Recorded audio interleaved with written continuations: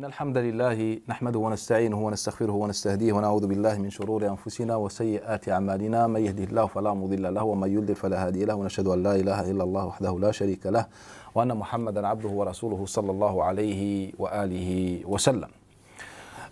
Nous sommes ce soir avec le hadith 10 de Al-Arba'in An-Nawawiyya. C'est un hadith rapporté par Abu Huraira radiyallahu anhu wa ardah, dans lequel le Nabi sallallahu alayhi wa sallam, on attribue au prophète sallallahu alayhi wa sallam avoir dit Inna Allah tayyib la yaqbal illa tayyib, que Allah Ta'ala est tayyib, il n'accepte que ce qui est tayyib, Après on va expliquer les détails du hadith.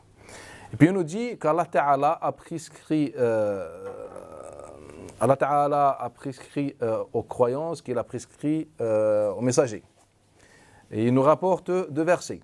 Dans le premier verset, Allah Ta'ala s'adresse aux messagers et aux envoyés d'Allah Ta'ala en leur disant Ya ayyuhar rusul, ô les prophètes, ô les messagers, ne mangez que ce qui est, ou bien mangez ce qui est tayyib.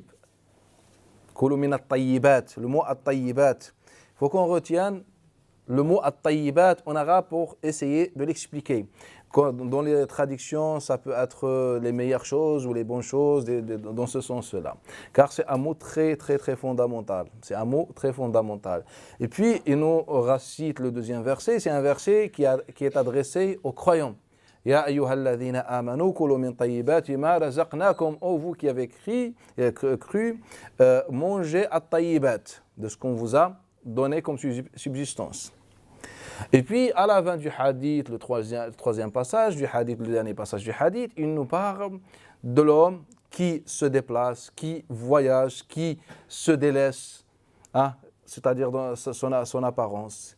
Et puis, il mange al-haram, il boit al-haram, il est nourri par al-haram. فَأَنَّا يُسْتَجَابُ لَهُ. Donc, comment il cherche qu'Allah Ta'ala accepte ses du'as, qu'Allah Ta'ala accepte ses du'as. Et donc c'est un hadith sur lequel les savants de l'islam disent que c'est l'un des principes ou l'un des règles fondamentales de l'islam, ce hadith-là. Et je pense que c'est un hadith qui est très important, ou bien le sens du hadith est très important, car après on va s'interroger, on va se poser la question, comme à chaque fois. Le Nabi sallallahu alayhi wa sallam a-t-il dit ce hadith-là? Si c'est oui, dans quelles conditions, quel contexte, quel compagnon était présent ce jour-là et dans quelles conditions le hadith a été rapporté. Et donc si on arrive à répondre à ces questions-là, on va pouvoir comprendre le sens exact. Mais vu que généralement on n'a pas de réponse sur toutes ces questions-là, donc on va donner le jugement final sur ce hadith après bi'idnillahi ta'ala. Mais le contenu du hadith est intéressant. Allah Ta'ala ordonne aux envoyés comme aux croyants de manger at-tayyibat. La question fondamentale, qu'est-ce que at-tayyibat? Est-ce que at-tayyibat sont les bonnes choses, sont les choses licites, comme certains traduisent? Bref, qu'est-ce que at-tayyibat? Donc, on va essayer de lire le Coran al-Karim, de lire le hadith de Nabi sallallahu alayhi wa sallam pour comprendre ce que ça veut dire at-tayyibat, car je pense si les musulmans comprennent ce que ça veut dire at-tayyibat, je pense qu'on serait à l'abri de beaucoup de problèmes et de beaucoup de préoccupations. C'est qu'on sera en mesure d'apporter quelque chose à la Ummah de l'Islam et de ne pas se prendre la tête avec des futilités. Qu'est-ce que Allah Ta'ala dit? On commence par le verset. Allah Ta'ala, dans ce verset-là, s'adresse aux croyants. Ya ayyuhalladhina amanu, kulu min tayyibati ma razaqnakum, washkuru lillahi in kuntum iyyahu ta'budun. Donc c'est un verset qui se trouve dans Surat al-Baqarah. Dans ce verset, Allah Ta'ala appelle les croyants de manger at-tayyibat. Et que ces tayyibat fait partie de la subsistance d'Allah Ta'ala. Et puis il leur dit, in kuntum, si vous adorez Allah Ta'ala. Donc si vous adorez réellement Allah, si vous êtes réellement musulman croyant, si vous êtes obéissant, dans ce cas-là, vous devez, ou bien on vous a autorisé de manger at-tayyibat. Rappelez, remarquez avec moi la structure du texte. C'est qu'Allah Ta'ala il nous dit Ya ayyuhalladhina amanu, c'est un texte qui est très important. Il s'agit d'une parole divine. Ya ayyuhalladhina amanu, ou vous qui avez cru, kulu min tayyibati ma razaqnakum, mangez at-tayyibat. C'est tayyibat, ça fait partie de la subsistance. Après, il nous impose une condition. Bien, il nous dit quelque chose, une parole qui est très importante et pertinente. In kuntum iyyahu ta'budun. Si vous êtes réellement, nous les croyants, si vous adorez bien Allah Ta'ala, vous reconnaissez Allah Ta'ala, vous croyez en Allah Ta'ala, dans ce cas-là, mangez at-tayyibat. Mangez at-tayyibat, car qu'est-ce qui va se passer selon le Coran al-Karim? Qu'est-ce qui va se passer? En fait, dans le Coran al-Karim toujours, on va interdire at-tayyibat. Et Allah Ta'ala, il nous dit Lima tuharrimuna tayyibati ma uhilla lakum. Dans l'autre verset, il nous dit Ya ayyuhalladhina amanu. Oh, vous les croyants, pourquoi vous interdisez les tayyibat qu'on vous a autorisés? Car c'est un problème fondamental. Nous, lorsqu'un cheikh constate une problématique ou un petit problème, et donc on est intéressé. Et lorsque Allah Ta'ala nous détermine un problème, personne ne s'intéresse. En fait, il n'y a rien du tout. Allah Ta'ala, dans ces versets, il nous dit, voilà, si vous adorez Allah, si vous êtes musulman, si vous êtes des bons musulmans, vous devez considérer la subsistance d'Allah Ta'ala comme tayyibat, c'est-à-dire, on vous a autorisé à tayyibat, c'est-à-dire, tayyibat, c'est à consommer. Allah Ta'ala, il nous dit, il va nous parler de deux cas. Le cas des croyants, il va prévenir les croyants. Ya ayyuhalladhina amanu, vous les croyants. Pourquoi vous interdisez ce que Allah Ta'ala vous a autorisé comme tayyibat, en utilisant toujours le mot tayyibat? Et après le deuxième cas, on va le voir plus tard. Donc, qu'est-ce que Allah Ta'ala nous dit? Qu'est-ce que Allah Ta'ala dit? Ya ayyuhalladhina amanu kulu min tayyibati ma razaqnakum washkuru lillahi in kuntum iyyahu ta'budun. Donc, on est, je pense, le verset 172 de Surat Al-Baqarah. En fait, si on va voir le verset suivant, Allah Ta'ala, je pense, dans la logique, je pense qu'il va nous expliquer quelque chose, nous va donner la suite, c'est la logique. Et donc, on va lire ce qu'Allah Ta'ala va dire juste après. إنما حرم عليكم ميتة والدم ولحم الخنزير وما أهل به لغير الله فمن اضطر غير باغ ولا عاد فلا إثم عليه إن الله غفور رحيم. Regardez ce qu'Allah Ta'ala va nous dire. Il nous dit, si vous êtes croyant, si vous adorez Allah Ta'ala, vous devez respecter l'ordre divin. C'est que Allah vous a fait descendre une subsistance tayyiba. Après, on n'a pas expliqué encore ce que ça veut dire tayyiba. On vous a fait descendre cette subsistance tayyiba. Et donc, si vous adhérez bien à Allah Ta'ala, donc il faut respecter cette autorisation qu'Allah vous a accordée. C'est que les tayyibat sont destinés aux croyants. Deuxième verset suivant. Allah Ta'ala va nous expliquer l'exception. Donc, à la base, ce que Allah a fait descendre, c'est tayyibat, selon le verset. Y a-t-il quelque chose d'autre qui n'est pas tayyib? Et donc, Allah Ta'ala va l'expliquer. Innama harrama alaykum. Prenez le mot innama. Prenez le mot innama. Innama, à chaque fois, il est utilisé. Je ne parle même pas de la langue arabe. Je parle dans la traduction du Coran al-Karim. Car je me suis intéressé, car quand à un moment j'ai jeté un coup d'œil sur la traduction du mot innama par rapport à ce verset, en fait, je pense que innama, tout simplement, a été retiré par les traducteurs. Peut-être pas tous, mais je n'ai pas vu toutes les traductions. Mais une bonne partie des traducteurs a enlevé tout simplement un mot divin. Innama. Et innama change radicalement le sens. Et je fais une comparaison entre, à chaque fois, innama est abordé, évoqué dans le Coran al-Karim. Par exemple, j'ai pris le verset dans Surat Fatir, je pense que c'est le verset 28. Innama yakhsha Allah min ibadihi al-ulama. Innama. Ce innama a été traduit en disant seuls les savants qui craignent Allah. Pourquoi on dit seul? Car innama est composé par deux mots. Inna, l'affirmation, et ma, la négation. Innama Allah ilahun, innama ilahukum ilahun wahid. Ça veut dire quoi? Ça veut dire la ilaha illallah. La ilaha, c'est la négation, illallah, c'est une affirmation. Donc à chaque fois on utilise innama, c'est pour une négation et affirmation associée. Ça veut dire seul ceci. Par exemple, j'ai pris un autre verset juste pour vérifier si les traducteurs ont fait leur travail ou bien vraiment on voulait vraiment propager une idéologie. J'ai pris un autre verset qui commence par innama. Par exemple, innama sadaqatu lil fuqara wal masakin, etc. Le verset de zakat qui se trouve dans Surat At-Tawbah, je pense que c'est le verset 60. Allah Ta'ala dit innama sadaqa. Donc j'ai été voir les traductions, j'ai vu que généralement les traducteurs respectent et traduisent bien le mot. Ils disent que les sadaqat ne sont autorisés ils nous donnent la liste. Donc ne sont autorisés sauf une négation et une affirmation, une exception, une négation et une affirmation. Ce qui est logique. Donc à chaque fois que je prenais un verset débuté, commencé par innama, généralement les traducteurs étaient tous au rendez-vous. Et quand on prend ce verset-là, en fait, on voit qu'on était soumis à une idéologie particulière. C'est que ce verset, tout simplement, n'a pas été pratiqué par la majorité des savants musulmans, donc logiquement par les musulmans. Pourquoi? Car Allah Ta'ala dit quoi? Innama hurrima, innama harrama. Innama. Et donc les choses interdites, ou bien seules,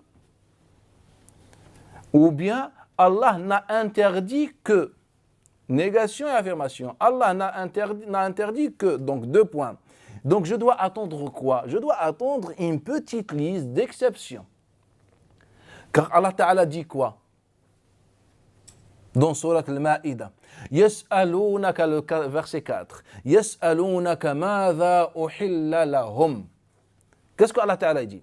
On te demande sur les interdits, ce qu'on leur a autorisé. Allah Ta'ala dit Qul uhilla lakum at-tayyibat. Dit, on vous a autorisé quoi? At-tayyibat. Et après, il nous dit Allah Ta'ala, Allah n'a interdit, dans le verset 73 de Surat Al-Baqarah, Allah n'a interdit que, et 2 points, il nous donne la liste. Ce que Allah Ta'ala a dit clairement aussi dans Surat Al-An'am. Dans Surat Al-An'am, on a beaucoup parlé de ce verset. Quand on a par exemple parlé du hadith Inna al-halal bayyin wa al-haram bayyin, et dans différentes interventions, on a parlé de ce verset. Et donc, Allah Ta'ala, ou bien les musulmans, s'interrogent et interrogent le Nabi sallallahu alayhi wa sallam sur ce que Allah Ta'ala leur a autorisé. Ils pensaient qu'à la base, c'est interdit, il n'y avait que des interdits, ou bien il y avait une interdiction totale, puis des exceptions. Donc tout est haram sauf, et on donne une petite liste. Donc Allah Ta'ala en fait leur a dit le contraire. On vous a autorisé, dans Surat Al-Ma'ida verset 4, on vous a autorisé à tayyibat. Qu'est-ce que tayyibat? Cette subsistance. Et après Allah Ta'ala dit, et puis il y a une exception. Dans le verset 173, dans Surat Al-Baqarah, ou dans Surat Al-Imran, dans Surat Al-Nisa, dans Surat Al-Ma'ida, dans Surat Al-Nahl, dans Surat Yunus, Allah Ta'ala confirme. Dans Surat Al-Nahl plutôt. Allah Ta'ala à chaque fois confirme. La même chose qu'à la base, tayyibat sont halal, ce que Allah Ta'ala interdit, ou bien Allah n'interdit que, il nous parle de la bête morte, il nous parle du sang, il nous parle du porc. Et puis dans Surat Al-Ma'ida, nous rajoute quelques exemples d'autres qui vont dans le même sens. Car il nous parle de la bête morte, après il nous parle de al-mutaraddiya ou al-mawqudha, etc. Mutaraddiya, celle qui tombe. Bref, c'est une bête morte au final. Il nous donne des exemples. Au final, Allah n'a interdit aux musulmans, dans le Coran al-Karim, n'a interdit aux musulmans que ce que Allah a évoqué, c'est-à-dire la bête morte avec les 2-3 exemples dans le Coran al-Karim, deuxième chose le porc, troisième chose du sang. Ce qu'Allah Ta'ala interdit. Mais à chaque fois, Allah Ta'ala, il faut savoir, à chaque fois Allah Ta'ala dit seules ces choses-là qui sont interdites. Innama harrama alaykum al-mayta wa-dam wa-lahm al-khinzir wa-ma uhilla li ghayri Allahi bih. Comme à chaque fois on dit dans ces différentes interventions, Allah a interdit 2 choses. Une chose qui nuit à la santé, qui n'est pas appréciée, n'est pas convenable pour le corps, etc. Et la deuxième chose, une chose qui a été sacrifiée pour une idole ou bien tout simplement n'a pas été sacrifiée au nom d'Allah Ta'ala. À part ces 2-là, on n'a que des halal, des tayyibat. Car Allah Ta'ala, qu'est-ce qu'il dit? وأنزلنا عليكم المن والسلوى كلوا من طيبات ما رزقناكم. Allah nous explique ce qui est tayyib. Il nous dit, on vous a fait descendre, ou bien on vous a fait descendre le man wa salwa. Il nous donne un exemple, c'est-à-dire tout ce que Allah Ta'ala fait descendre, ou a fait sortir de la terre, tout ça, il l'a appelé comment? At-tayyibat. Qu'est-ce qu'on fait avec tayyibat? Il dit, Kulu min tayyibati ma razaqnakum. Mangez des tayyibat qu'on vous a donné. Mangez de ce tayyibat. Donc Allah Ta'ala dit quoi? Allah Ta'ala dit, Ya ayyuhal, ô vous qui avez cru, mangez tayyibat. Et il nous explique ce que ça veut dire tayyibat. Tayyibat, ce que Allah Ta'ala vous a donné. Il nous donne le man wa salwa, etc. Et après il nous explique encore dans Surah Al-Ma'ida que tayyibat, c'est la base. Au principe, tout est autorisé, tout est tayyib, jusqu'à trouver le contraire et prouver le contraire, selon le Coran al-Karim. Car lorsque le Coran al-Karim parle des interdits, il nous donne une petite liste. Voilà la bête morte, le porc, etc. Et quand il parle de tayyibat, le Coran n'a pas donné une liste, car tout simplement, at-tayyibat ne se réduisent pas en une petite liste. Tayyibat, tout est autorisé jusqu'à prouver le contraire. Et après, il nous a prévenu. Il nous a dit quoi? Lima, pourquoi? Tuharrimun tayyibat ma uhilla lakum. Il nous dit, ayyuhalladhina amanu, vous les croyants, pourquoi vous voulez interdire ces tayyibat qu'on vous a autorisés? Regardez, le verset est clair ou pas? Et donc le verset est clair. Pour quelle raison? Car Allah Ta'ala a voulu le khair pour nous. Et après il nous dit quoi? Le deuxième cas dont je parlais. Regardez ce qu'Allah Ta'ala dit. فَبِظُلْمٍ مِّنَ الَّذِينَ هَادُوا حَرَّمْنَا عَلَيْهِمْ طَيِّبَاتٍ أُحِلَّتْ لَهُمْ. Il nous dit فَبِظُلْمٍ. Dhulm, c'est quoi? C'est l'injustice, c'est la désobéissance, c'est l'égarement. Il nous dit fabi, ba de la causalité sababiyya. À cause de l'égarement, à cause de la désobéissance, à cause de l'injustice des Juifs, فَبِظُلْمٍ مِّنَ الَّذِينَ هَادُوا حَرَّمْنَا, nous leur avons interdit quoi? At-tayyibat. On utilise toujours le même mot. Donc qu'est-ce qu'Allah Ta'ala dit? Il nous dit voilà, ce que j'expliquais pour ne pas le répéter, dans différentes interventions, que Allah Ta'ala a châtié une partie des Juifs qui a refusé l'ordre d'Allah Ta'ala. Il a châtié sur terre. Comment ce châtiment? Allah Ta'ala dit ذَلِكَ جَزَيْنَاهُمْ بِبَغْيِهِمْ. C'est ainsi que nous avons châtié les Yahoud de Bani Israël. En parlant de quoi? Ça veut dire quoi? C'est ainsi? Car juste avant, comme j'ai déjà expliqué dans Surat Al-An'am, les bestiaux, il nous dit وَعَلَى الَّذِينَ هَادُوا, et pour les Juifs, nous avons interdit, il nous donne une petite liste. Il nous dit ces éléments, ces choses ont été interdites. Pourquoi? C'était un châtiment. Et il nous explique dans ce verset فَبِظُلْمٍ, à cause de quoi? ظلم. فَبِظُلْمٍ مِّنَ الَّذِينَ هَادُوا حَرَّمْنَا عَلَيْهِمْ طَيِّبَاتٍ أُحِلَّتْ لَهُمْ. Donc c'est à cause de dhulm, à cause de l'injustice, à cause de l'égarement, de la désobéissance à Allah Ta'ala, Allah a interdit aux Juifs certains halal, certains tayyib. Il utilise toujours le mot tayyibat.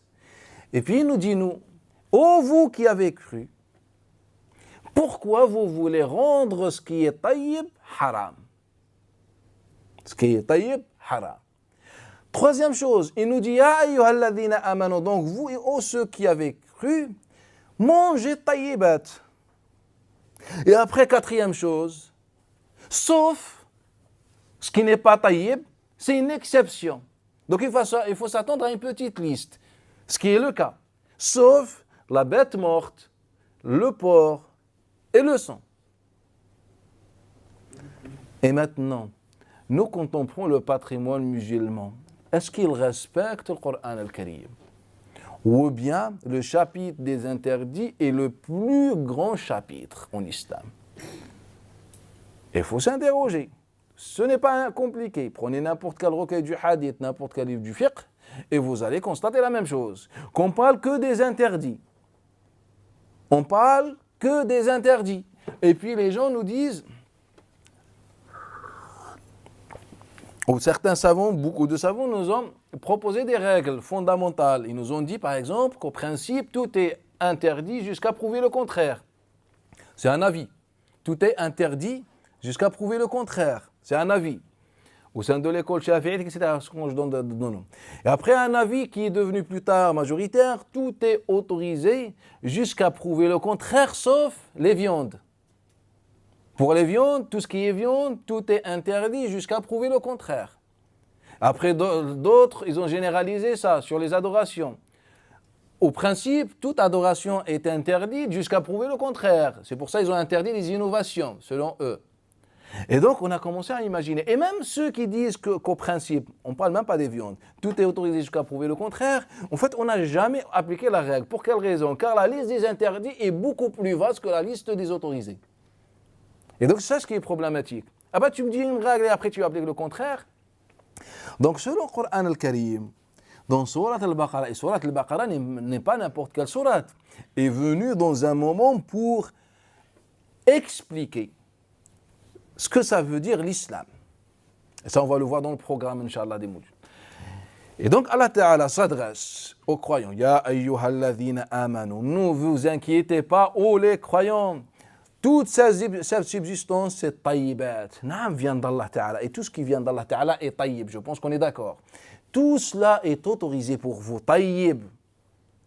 Sauf, il nous dit, ou bien il nous dit, innama. Seule cette liste qui sera interdite. Il nous parle de la bête morte. Bref, les exemples. Et il termine le verset comment? Regardez, subhanallah, wallah, le Coran al-Karim a disparu il y a beaucoup de siècles, il y a très longtemps. Il nous dit même avec cette petite liste, prend en considération vos conditions de vie. Il nous dit celui qui est dans la contrainte, qui est dans la nécessité, il peut en manger. Et il termine comment? Inna Allah ghafurur rahim. Certes, Allah Ta'ala est pardonneur. Certes, Allah Ta'ala est miséricordieux. Donc même dans le cas extrême où on est dans une nécessité, etc., Allah nous autorise ça. Il nous dit pas, mourir, c'est pas grave, bismillah, il faut mourir. Pour appliquer l'ordre d'Allah Ta'ala. En fait, c'est un problème fondamental aujourd'hui. Regardez, comment dire, le sens des versets. En fait, j'aimerais bien qu'on se pose une question intéressante. Aujourd'hui, lorsqu'on assiste aux cours, aux conférences, aux interventions, est-ce que, et vous me dites si vous êtes d'accord ou pas, est-ce que vous, remarquez, vous voyez, vous constatez ce sens coranique? C'est quoi ce sens coranique? À la base, aux musulmans, ne vous inquiétez pas. Allah a fait tout cela pour vous.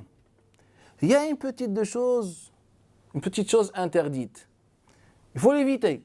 Mais si vous êtes dans la nécessité, il ne faut pas mourir, il ne faut pas, c'est-à-dire perdre l'âme à cause de ça. Est-ce que vous constatez ce sens-là? Ou bien, ô musulmans, craignez Allah Ta'ala, ô musulmans, vous êtes maudits, vous êtes dans les péchés, vous commettez que des grands péchés. Ô musulmans, vous êtes des pervers, venez, je vous guide. Ô musulmans, astaghfirullah, ô musulmans, je remarque qu'on tombe beaucoup dans le péché. Est-ce que c'est ça ou pas? Tous les discours sans exception. Toujours des recommandations, toujours des règles à appliquer. Il faut faire ça. Si on parle du voisin, eh ben, il y a des règles. Si on parle de la relation au sein du couple, il y a des règles. Si on parle de la relation entre le père et le fils, il y a des règles. Si on parle de la vie normale, du quotidien, il y a toujours des règles. Et il y a donc, quand on dit des règles, donc, il y a des conditions, il y a des obligations, et il y a des interdictions. Est-ce que vous êtes d'accord que c'est ça le discours? Et donc le Coran al-Karim nous dit, toujours avec ce hadith-là, qui évoque ce verset, il nous dit, ô vous qui avez cru, Allah a fait descendre cette subsistance, et cette subsistance, ça s'appelle at-tayyibat. Et tayyibat, comme les autres versets, sont la base. Au principe, tout est autorisé jusqu'à prouver le contraire, ce que le Coran al-Karim a dit. Ce que le Coran al-Karim a dit, je ne suis pas en train de faire une philosophie ou analyse, ou je ne sais pas, je ne suis en train que de vous rapporter ce qu'Allah Ta'ala a dit. Et après le verset d'après, il nous dit quoi? Il nous dit, voilà, seules les choses qui sont interdites, ceci. Et celui qui est dans la nécessité, bismillah, c'est Allah Ta'ala. Allah Ta'ala n'a pas besoin de nous si on boit ou pas du thé. Pourquoi on veut tout interdire? Car nous, on a une idée erronée sur l'islam, que l'islam, c'est dur, c'est être vraiment compliqué, c'est tout est haram, plus tu es dur, plus tu as l'iman. Alors que selon le Coran al-Karim, non, le contraire, plus tu es masha'Allah, plus. Et Allah Ta'ala a châtié les Juifs en leur imposant des interdits supplémentaires. Il nous a dit, donc il nous a prévenu, ne tombez pas dans la même erreur. Nous, on a dit quoi? Non, et Allah, on n'est pas d'accord. Nous, on aime beaucoup rendre toutes choses haram. Au nom de qui? Au nom d'Allah? Non, au nom de nafs. Au nom de nafs. Car souvent, depuis qu'on était petit, ils nous cassent la tête. Ces discours. Que, il ne faut pas autoriser les choses, rendre les choses autorisées. Ça s'appelle nafs, shahawat, c'est shahawat, etc. Non, c'est le contraire. Il ne faut pas rendre les choses haram, c'est ça, shahawat. Quand tu rends les choses haram, c'est là où tu suis les passions, c'est là où tu suis les désirs, c'est là où tu suis nafs. Car tu veux que les gens adorent Allah comme toi tu veux. Et toi tu es bizarre, et donc tu veux que les gens deviennent bizarres comme toi. Toi tu veux t'interdire toute chose, et donc tu veux l'interdire aux autres. Et c'est ça ce qui est problématique. Et donc Allah Ta'ala nous dit voilà. Et nous on veut interdire les choses. Mais ce qu'il faut savoir, c'est qu'Allah Ta'ala a utilisé at-tayyibat, deux utilisations. Une utilisation pour tout ce qui est, qui n'a pas tout ce qui est quotidien, touche les gens. Et deuxième utilisation, il a utilisé le mot tayyibat avec les adorations. C'est-à-dire qu'Allah n'accepte que ce qui est bon, tayyib. Mais qu'est-ce que at-tayyib? C'est ça la question. Ou bien c'est une autre question aussi fondamentale. Qu'est-ce que tayyib dans les adorations? Donc si Allah Ta'ala il nous dit tayyib, en dehors de l'adoration, c'est tout ce que Allah Ta'ala a fait descendre. Tout ce que Allah Ta'ala a fait descendre, ça s'appelle tayyib. Donc il ne faut pas le rendre haram aux gens. Et que le contraire de tayyib, en dehors de l'adoration, c'est la bête morte, etc. Et puis qu'est-ce que tayyib dans l'adoration? Et qu'est-ce que l'opposé de tayyib dans l'adoration? C'est une autre question pertinente. Mais avant qu'on aborde cette question, qu'est-ce qu'Allah Ta'ala a dit juste après le verset d'après? C'est ce qu'on n'a pas remarqué. Allah Ta'ala s'adresse aux croyants et leur dit à la base, tout est tayyib. Sauf, il nous donne la liste. Il nous donne la liste. Après, il dit quoi? Innal ladhina yaktumun ma anzalna fil kitab wa yashtaruna bihi thamanan qalila. Regardez ce qu'Allah Ta'ala va dire. Il nous dit que ceux qui cachent le livre, et parle des gens d'avant, cachent les vérités, et qui utilisent le livre d'Allah, la religion, l'idéologie, le message, les idées pour s'enrichir, pour dunya, yashtaroun, pour acheter de l'argent, de l'honneur, du statut, etc. Et bien Allah Ta'ala, qu'est-ce qu'il dit? Ya'kuluna fi butunihim nara. Allah Ta'ala, il dit, ils mangent dans leur ventre quoi? Du feu. Donc on comprend quoi? Je comprends qu'Allah Ta'ala tout simplement voulait ici être clair avec tout le monde sur ce que ça veut dire l'islam. Sur ce côté, car il va nous expliquer. On a dit l'islam, c'est deux choses. L'islam parle des adorations, l'islam parle du quotidien. Tout ce qui concerne, il a commencé par le quotidien. Il nous a dit que tout est tayyib, sauf cette liste. Et il nous rajoute la deuxième chose. Donc tout ce qui est, si on peut dire, physique, seule la bête morte, le sang, le porc, l'alcool, qui sont haram. Ce qui n'est pas physique, il nous l'explique dans ce verset-là. C'est un verset fondamental. En fait, le musulman est appelé à être prudent dans ce sens plus que dans l'autre. Car généralement, les musulmans ne mangent ni porc, ni boire de l'alcool. Bien sûr, il y a des exceptions, mais ils reconnaissent qu'ils sont dans le péché. Mais c'est une petite minorité dans le sens général. Mais le problème, c'est que une bonne partie de musulmans qui mangent le haram sans le savoir. Par exemple, Allah Ta'ala, dans ce cas-là, il nous parle d'un interdit ou bien d'un acte qui peut rendre la chose interdite. Allah Ta'ala fait descendre son livre sur Bani Israël. Ils ont donc utilisé son livre pour des raisons personnelles, l'argent, le statut, etc. Et quand on prend les interdits dans ce sens-là, on constate qu'ils sont nombreux dans le Coran al-Karim, nombreux avec relativité. Par exemple, Allah Ta'ala interdit l'argent qui vient de l'injustice. Toute forme d'injustice. Donc, on a beaucoup d'exemples. Et sur ce point, on n'a pas beaucoup insisté. Par exemple, dans ce verset, Allah Ta'ala il nous parle du fait d'utiliser le message divin, ou bien le livre, pour des raisons personnelles. Est-ce qu'aujourd'hui, dans nos discours, on apprend que, par exemple, les droits d'auteur sont préservés, par exemple? Ou bien, vous ne remarquez pas que tous les savants musulmans lisent des livres qui sont publiés de façon marginale, ou bien de façon, comment dire, par exemple, sur Internet, quand vous trouvez des livres, généralement, est-ce qu'on a respecté le droit d'auteur? Car lui, il impose une condition, que mon livre doit, voilà, les maisons d'édition, bref. Est-ce qu'on respecte ce principe? Hein? Ah ben c'est interdit. Allah Ta'ala parle de ce cas-là. Dans ce verset, il parle de ce cas précisément. Ce qu'on a pris, on a utilisé le livre d'Allah Ta'ala pour des raisons personnelles. Et donc on utilise les livres des autres pour des raisons personnelles. Pour apprendre, pour devenir cheikh, pour devenir mufti, pour l'argent, pour revendre, pour je ne sais pas. Juste un exemple de rien du tout. Ce sens d'interdit en islam prend une grande place. Car là, on est dans le social. Et dans le social, il y a beaucoup de choses qui peuvent rendre ce qui est à la base licite, illicite. Ce qui est à la base licite, rendre illicite. Donc tout ce qui peut nuire à ton frère ou bien le déranger, etc., ben là, on est dans l'interdit. Selon le Coran al-Karim. Ce n'est pas je me prends la tête si AVS ou pas ihlal, ou si je ne sais pas la gélatine, la présure. Ah, non, Allah a fait.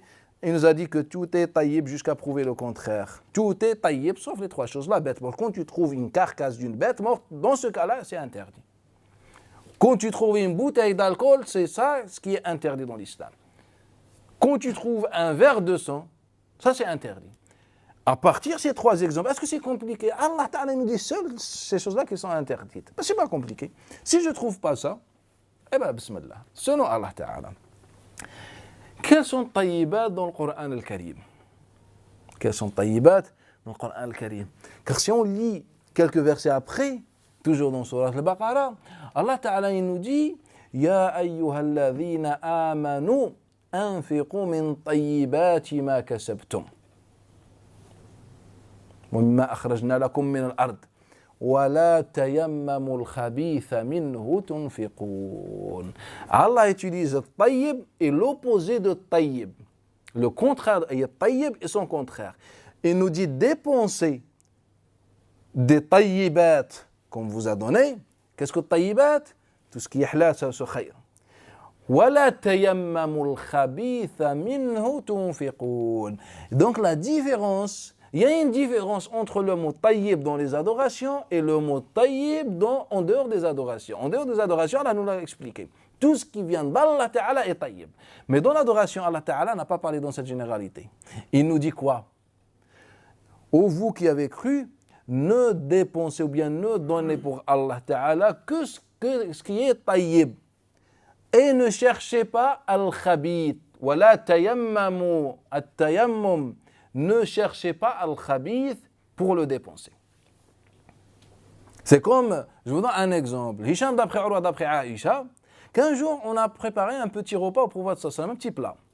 Et donc Nabi sallallahu alayhi wa sallam n'a pas apprécié. Et donc Nabi sallallahu alayhi wa sallam, quand il n'aime pas quelque chose, il la critique pas. C'est pas comme nous aujourd'hui. Oh, ça sent mauvais. Ah, je sais pas avec. Non, Nabi sallallahu alayhi wa sallam, tout simplement, s'il n'aime pas quelque chose, ben il ne mange pas. Et Aïcha lui a dit Ya Rasulallah. Donc Aïcha connaît son mari. Ya Rasulallah, est-ce qu'on peut donner ça aux pauvres, aux nécessiteux? Donc si tu n'aimes pas. Et là, le Nabi sallallahu alayhi wa sallam a dit La tatasaddaqu bima la ta'kulun.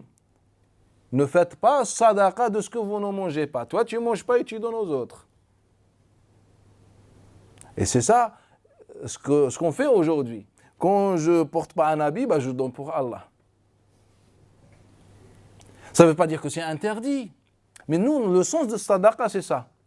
Quand je veux donner une sadaqa pour Allah et je mets ma main dans ma poche, je sors des billets et des pièces. Donc je cherche les pièces jaunes et je donne.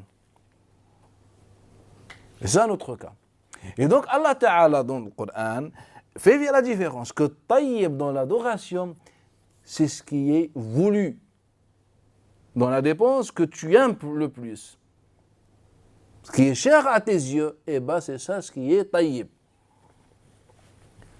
Prenez le cas des fils de Adam alayhi salam. واتل عليهم نبأ ابني آدم إذ قربا قربانا فتقبل من أحدهما ولم يتقبل من الآخر.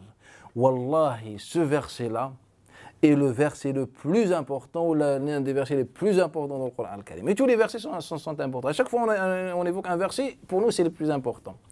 Car il s'agit de la parole d'Allah. Regardez ce verset. Wallahi, ce verset, c'est l'air qu'on respire aujourd'hui. S'applique sur nous aujourd'hui dans le sens négatif. Wallahi, regardez le verset. Allah Ta'ala dit وَاتْلُ عَلَيْهِمْ نَبَأَ ابْنَيْ آدَمَ إِذْ قَرَّبَا قُرْبَانًا. Ya Muhammad, récite aux gens l'histoire, le récit des deux fils d'Adam. Lorsque chacun a sacrifié, a donné un sacrifice à Allah, إِذْ قَرَّبَا قُرْبَانًا فَتُقُبِّلَ مِنْ أَحَدِهِمَا وَلَمْ يُتَقَبَّلْ مِنَ الْآخَرِ. On a accepté d'un et on a refusé de l'autre. Donc deux hommes qui font partie des fils d'Adam ont donné une sadaqa, un sacrifice. Et donc Allah Ta'ala a accepté du premier et il a refusé du deuxième. Quelle est la réaction? Qala la'aqtulannak. Je te tuerai sûrement. Est-ce qu'aujourd'hui c'est notre réaction ou pas? Pourquoi le fils d'Adam, l'un des deux, a voulu tuer son frère? Pour l'argent? Pour un intérêt personnel? Ou bien pour ce qui est religieux? Selon vous, est-ce qu'il voulait le tuer car il était plus beau? Comme les récits des Bani Israël, car il était plus beau, ou bien il voulait se marier avec la plus belle.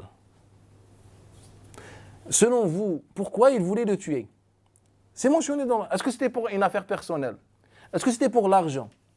Ou bien c'était pour le fait qu'Allah accepte de son frère? Je pense que c'est le cas. Car Allah Ta'ala nous le dit. فَتُقُبِّلَ مِنْ أَحَدِهِمَا وَلَمْ يُتَقَبَّلْ. On a accepté du premier, on a refusé de l'autre, l'adoration de l'autre. En fait, c'est ça ce qui est problématique, c'est ça ce qui nous touche aujourd'hui. C'est qu'aujourd'hui, les musulmans vivent dans les conflits. Mais souvent, au nom de qui? C'est au nom d'Allah. Est-ce qu'aujourd'hui, vous avez vu un musulman qui tue un autre pour l'argent? C'est des cas isolés, mais dans l'ensemble, les conflits, c'est toujours au nom d'Allah. Et donc Allah Ta'ala voulait dire tout simplement aux religieux, car les non-religieux ont leurs problèmes, propres problèmes, mais les religieux, leur problème, c'est la religion. C'est qu'on tue au nom de la religion. On juge au nom de la religion. On fait rentrer les gens au paradis, et on les fait sortir de l'enfer, on les fait rentrer dans l'enfer et on les fait sortir du paradis au nom de la religion. C'est vrai ou pas? Eh bien, c'est ça notre cas. C'est ça notre cas. Donc Allah Ta'ala, depuis le premier jour, voulait avertir les musulmans et les croyants. Aux musulmans, ne tombez pas dans l'erreur du fils d'Adam. C'est pour ça qu'Allah Ta'ala dit au prophète sallallahu alayhi wa sallam, Ya Muhammad, récite aux gens l'histoire de fils d'Adam. comment on tue au nom d'Allah, comment on tue au nom de la secte, comment on tue au nom des pratiques, des idéologies. Et après, qu'est-ce qu'il dit à la fin? Qala la aqtulannak. Par Allah Ta'ala, je vais te tuer. Au nom de la religion. L'autre, comment il répond? Innama yutaqabbalu mina al-muttaqin. On accepte que les œuvres des pieux. Et donc, est-ce que Allah Ta'ala est clair ou pas sur le fait qu'en islam, Allah n'accepte que les actes des croyants, ou bien des pieux? On est d'accord, c'est une parole divine. Et donc, il faut qu'on respecte cette parole. Allah Ta'ala nous dit, on accepte uniquement les actes des pieux. Et quels sont les actes des pieux? Qui sont les pieux dans le Coran al-Karim? Qu'est-ce que pieux dans le Coran al-Karim? On ne va pas aller plus loin. On revient toujours à notre hadith. Ou bien toujours au Coran al-Karim. On était avec al-Baqarah. Allah Ta'ala nous a dit, Ya ayyuhalladhina amanu. Ya ayyuhalladhina amanu kulu. Mangez les tayyibat. Car, et si vous êtes croyant, si vous adhérez à Allah Ta'ala, respectez cet ordre, ce jugement. Mais nous, on ne l'a pas respecté. Malgré l'avertissement dans ce verset et dans l'autre verset. Pourquoi vous voulez rendre le tayyibat haram? On a préféré faire comme les Bani Israël. Vivre ce châtiment. Et donc Allah Ta'ala nous dit, vous les croyants, voilà ce qui est tayyibat sont haram, halal pour vous, sauf trois choses. Innama, sauf trois choses. Et nous cite. Et après nous donne une deuxième catégorie des interdits. Ce ne sont pas des choses qui sont interdites en elles-mêmes, mais c'est des choses qui peuvent être interdites par rapport à nos actes. Voler, agresser, etc. Mentir pour obtenir quelque chose. Donc ce sont c'est des actes, ou bien c'est des biens, à la base c'est des tayyibat, mais ils vont devenir khabith à cause de nos actes. Et après, qu'est-ce qu'il dit à la fin, Allah Ta'ala? Qu'est-ce qu'il dit juste après? Rappelez-vous, on parle par rapport à l'histoire des fils d'Adam. Innama yutaqabbal minal muttaqin. Et donc, il faut, si on est sûr, selon le Coran al-Karim, que Allah n'accepte que les œuvres de l'muttaqin, je pense que la première question qui tombe dans nos têtes, qu'est-ce que le muttaqi? Je pense que vous êtes d'accord. Et bien qu'on va chercher ce que ça veut dire muttaqin. On ne va pas faire une philosophie, l'explication est claire dans le Coran. Il va nous dire muttaqin, 2 points, et voilà le sens. Allah Ta'ala, juste après ces versets de Surat al-Baqarah, c'est pour ça que je vous dis c'est une sourate très importante, surtout par rapport au temps dans lequel cette sourate est descendue, durant lequel cette sourate est descendue. Allah Ta'ala nous a parlé des croyants, bien appelé les croyants, il va leur expliquer ce que ça veut dire l'islam, avec ces 2 principes, tout ce qui est adoration et ce qui est en dehors de l'adoration. En dehors de l'adoration, on l'a déjà vu avec les versets. Maintenant, qu'est-ce que ça veut dire l'adoration en islam? Laysa al-birra an tuwallu wujuhakum qibala al-mashriqi wal-maghrib. Al-birr, laysa al-birr. Birr, la piété. Laysa al-birr, la piété, ce n'est pas de diriger la face ou le visage, c'est-à-dire la qibla vers l'est ou l'ouest. Ce n'est pas ça le birr. Le birr, ce n'est pas du fait de prier en direction de l'Quds, ou en direction de Mecca, ou en direction de l'Afrique du Sud. Ce n'est pas ça le birr. Maintenant, est-ce qu'on est d'accord avec Allah Ta'ala sur ça? Est-ce que les musulmans, quand je dis les musulmans, c'est-à-dire le patrimoine musulman, est-ce que le patrimoine musulman, avec ses recueils, avec ses avis juridiques, etc., est-ce qu'il est d'accord avec le verset? Prenez en compte, en considération, le nombre de l'encre qu'on a dépensé, gaspillé, pour écrire les centaines de millions d'avis juridiques. Est-ce qu'on respecte le Coran? Si le Coran al-Karim nous dit, la piété, ce n'est pas de se prendre la tête, est-ce que je prie comme ça, ou comme ça, ou comme ça? C'est quoi la piété donc? Ce n'est pas ça. Car pour nous, aujourd'hui, jusqu'aujourd'hui, c'est ça, la piété. Prie comme ça, tu pries comme ça, tu pries comme ça, ou je ne sais pas. Allah Ta'ala nous dit, Laysa al-birr an tuwallu wujuhakum qibala al-mashriq wal-maghrib, walakin al-birr man amana billahi. Ah, maintenant il va expliquer le birr. C'est quoi le birr? La première chose, c'est de croire Allah, au livre, au prophète, au jugement dernier, les principes. C'est ça le birr. Et il fait quoi? ليس البر أن تولوا وجوهكم قبل المشرق والمغرب ولكن البر من آمن بالله واليوم الآخر والكتاب والنبيين وآتى. Et donc, une fois on a la croyance, on fait quoi? وآتى المال على حبه ذوي القربى واليتامى والمساكين وابن السبيل والسائلين وفي الرقاب وأقام الصلاة وآتى الزكاة والموفون بعهدهم إذا عاهدوا والصابرين في البأساء والضراء وحين البأس أولئك الذين صدقوا وأولئك شكون؟ المتقون هم المتقون. Et donc Allah Ta'ala nous explique. Ô musulmans, al-bir, la piété, ce n'est pas de se prendre la tête. Comment tu pries, vers quoi tu te diriges, comment tu fais tes ablutions. Selon le Coran, ce n'est pas ça le bir. Al-bir, c'est de croire en Allah, au jugement dernier, au livre. Donc quand on dit Allah, jugement dernier, etc., il y a des détails, il y a une vie dans ça. Car nous, croire à Allah, au jugement dernier, c'est quoi? Ah je crois, ça s'arrête là. Non, il y a une vie, il y a une grande spiritualité dans ça. Et après ça, qu'est-ce qu'on fait? Wa'ata. Est-ce que Allah ici commence par accomplir la prière, zakat, ou bien il nous dit autre chose? Il nous dit autre chose. Wa'ata al-mal ala hubbihi dawil qurba. On va trouver que la prière va prendre la dernière place. Zakat va prendre la dernière place. Ce que vous appelez piliers de l'islam vont se retrouver à la fin. Rappelez-vous ce qu'on a dit sur le hadith, l'islam, bunya al-islam ala khams, que l'islam se base sur 5 piliers. Ce n'est pas vrai. On a dit que le hadith juste de Abdullah ibn Omar qui est rapporté dans le sens. Revenez à l'intervention.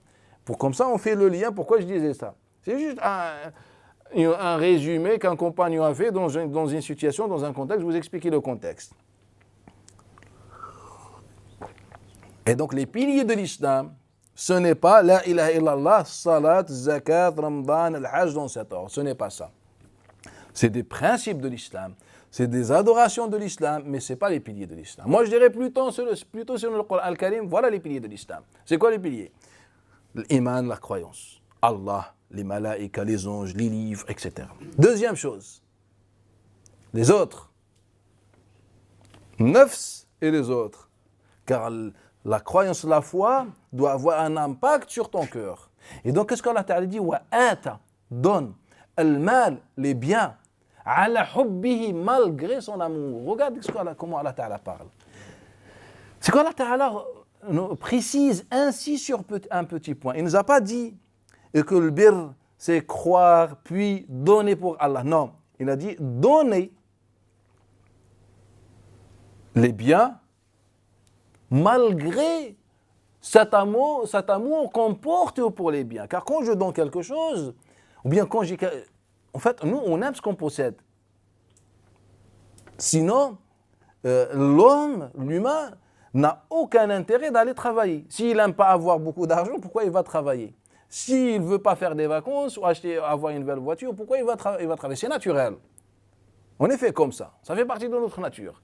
Et donc, justement, Allah Ta'ala, il nous dit, en fait, la piété, ce n'est pas de se diriger vers l'est ou l'ouest, ou je ne sais pas. En fait, la piété, c'est de croire. Deuxième chose, que tu donnes l'argent malgré ton amour pour cet argent. À qui? Aux orphelins, nécessiteux, voyageurs, ceux qui sont sur le sentier d'Allah, quelqu'un il veut apprendre, tu l'aides, il n'a pas les moyens, tu le prends en charge. Ça, c'est le deuxième pilier en islam. Le premier, c'est la foi. Deuxième pilier en islam selon le Coran, car je pense que le verset ici est en train d'expliquer. Car il est là pour nous expliquer, pour nous donner une définition. Et donc le pilier, c'est la foi. Deuxième chose, c'est de donner. Quand je dis donner, ce n'est pas tu donnes juste 1 euro ou bien une pièce dans la main de quelqu'un. En fait, c'est une philosophie. En fait, c'est une vision. C'est un projet donné. Car Allah Ta'ala ne dit pas, donnez à ceux qui méritent, dans ce sens général. Non, il nous cite que la société est composée par des orphelins, nécessiteux, des passagers, des gens endettés. Autrefois, il y avait les esclaves. Et dans le sentier d'Allah. Donc maintenant, il généralise. Comme il a fait avec le verset de Zakat, le verset 60 de Surat Tawbah, le repentir. Le verset 60, il le termine comment? Wa fi sabilillah. Il nous cite les personnes concernées par l'aumône légale, et après il nous dit Wa fi sabilillah, et il élargit Wa fi sabilillah, car zakat, l'aumône en islam, ne se fait pas uniquement de façon individuelle. Je vais chercher un orphelin, je lui donne. Non, Allah Ta'ala parle d'une généralité. Et donc il nous dit, voilà, votre objectif, c'est l'orphelin, nécessiteux, passager, fi sabilillah, endetté. C'est ça votre objectif. Et pour ça, on va travailler. Alors, quand on dit donner, pas forcément tu sors de ta poche. Tu penses par exemple s'associer avec quelqu'un d'autre pour faire monter un projet, faire travailler des orphelins, ou je ne sais pas, ou créer des services. C'est ça le sens du verset. Sinon, à quoi ça sert que Allah nous cite ces exemples? Il nous dit tout simplement de façon générale et on comprend. Et donc, le deuxième pilier de l'islam, c'est ça. Et après, on fait quoi? Et c'est là où on parle wa aqam as-salat, ou zakat, l'accomplissement de la prière et la zakat. Et après, il nous dit وَالْمُوفُونَ بِعَهْدِهِمْ إِذَا عَاهَدُوا. Là, je vais vous poser une question qui a posé problème à beaucoup d'orientalistes. Et des gens qui prétendent avoir une connaissance sur l'islam. En fait, Allah Ta'ala, qu'est-ce qu'il dit? Il dit وَالْمُوفُونَ بِعَهْدِهِمْ. Ceux qui remplissent leurs engagements. Et après, il dit wassabirin. Alors qu'en grammaire, on devrait dire wassabirun, mufun, sabirun, car il y a le waw entre les deux. Wal mufuna, et après wassabiruna. Alors que ce n'est pas le cas. Et donc certains pauvres disent que c'est une erreur grammaticale. Masha'Allah. Il est possible pour quelqu'un qui ne comprend rien de dire que c'est une erreur grammaticale. Mais il faut juste lire le verset sans qu'on parle d'un fanatisme où je ne parle en tant qu'un musulman, je parle juste en tant que quelqu'un qui réfléchit. Voilà, je suis dans le sens, je suis en train de vous expliquer quelque chose. Vous donner une définition. On oublie le verset. Maintenant, je vais vous expliquer un thème. Je vais vous parler d'un thème. Donc je vous donne le thème dans la logique. Je vous donne une définition, une explication. Voilà mon projet. Après, deuxième chose, je vous appelle à me suivre, à adhérer à mon projet. C'est vrai ou pas? C'est logique. Après, la troisième chose, je vous parle des conséquences. Dans l'ordre. Donc, il y a un projet, il y a les gens qui participent, et après, on va voir ce qui se passe après. Et en fait, c'est ça la logique du verset. Allah Ta'ala va nous dire, voilà, en fait, vous avez une mauvaise erreur ou bien une mauvaise compréhension sur cette question. La piété, ce n'est pas de savoir comment prier, comment jeûner, comment faire zakat, comment se marier, comment divorcer, comment je ne sais pas. Ce n'est pas ça la piété. La piété en islam, c'est tout simplement croire, donner, puis zakat et la prière. C'est ça la piété. Se résume dans ça.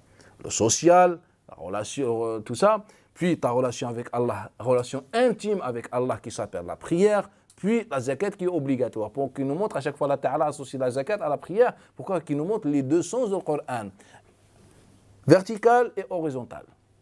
Et donc c'est ça la piété. Et maintenant il nous dit quoi? Wal mufun, Allah est en train de faire éloge à ceux qui remplissent, qui tiennent leurs promesses. Et engagement, c'est qu'on s'est engagé avec Allah Ta'ala en disant La ilaha illallah. Qu'est-ce qu'on devrait faire? Tenir cet engagement. Remplir cette tâche, c'est vrai ou pas? Et donc la question qui se pose, est-ce qu'à chaque fois, un musulman se pose la question, voilà, maintenant je suis croyant, maintenant je suis appelé à faire quoi? En fait, déjà, les musulmans n'ont jamais imaginé cette question.